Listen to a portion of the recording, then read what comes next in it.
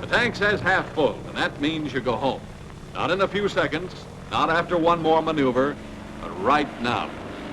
Every ship below you on a landing has the right-of-way. When approaching the field, get a slant at the T position. Then make your letdown to traffic altitude before heading into the 45-degree entry leg. And follow the pattern around.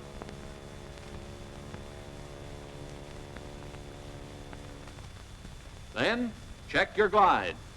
Use your reference points. Listen for strut wire sounds. Feel your ship. Remember how you were taught glides. And put her down in the first 1/3 of the field. That's it. You must have space for a roll of at least 410 feet. Go easy on those brakes. Use them only in case of absolute necessity. And don't forget that you haven't landed until you come to a dead stop on the parking line. After that, all you have to do is turn her over to the mechanics and check into the dispatcher's office. That was a good flight, Bill. Oh, thanks. Say, you've been calling for the past 10 minutes. Mind if I ask a couple of questions? Why not? Shoot, Bill. Well, you see, it's this way. I've been working hard in this deal trying to get through to advanced, just like the rest of the guys here. But some of the fellas, well, I guess it's no secret, but some of them can't seem to figure out all the angles. For instance? Regulations, for one thing. It seems kind of funny to keep smacking away at safety when all we're headed for is trouble with the Japs and Nazis. We're not going to fight by the book, too. Or are we? I get the idea, Bill. And you might have a point there, on the surface. But you can't fight until you can fly.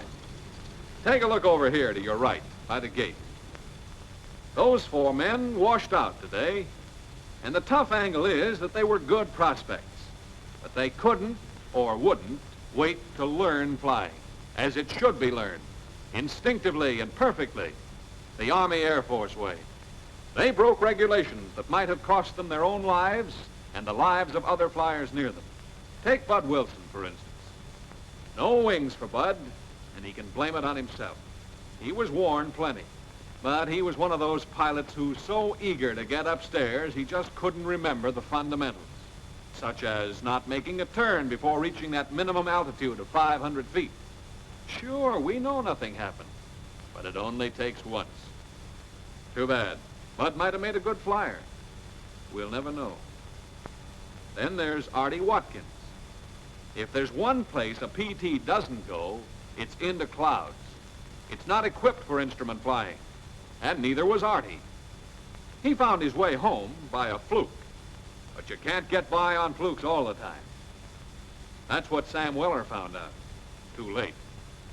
Sam knew he was supposed to stay inside his field limits, but it was too confining for him. He thought he'd see the great outside world with less than half a tank. His ship will never fly again, and it took him 6 months to patch up Sam. Well, he's going to see the world now, but not from an Army plane. Maybe the saddest case is Jack Curtis. He had the flying urge bad. He had it too bad. You don't buzz the neighborhood at 500 feet unless you want to end up where Jack did. Waiting for the bus, trying to think of a good alibi for the folks back home. Too bad. But there are hundreds of others who carry through and make good. Men who know their regulations and can recite them asleep or awake, in the air and on the ground. How about it, soldier? What's on your mind? Form 1, I'm taking it right now. And you? Gas and oil, over 3/4 of tank of gas and plenty of oil. Test the switches and check the controls. Right. Hey, what do you know? Keep resting when you taxi down the line for a takeoff. Check. Follow that T.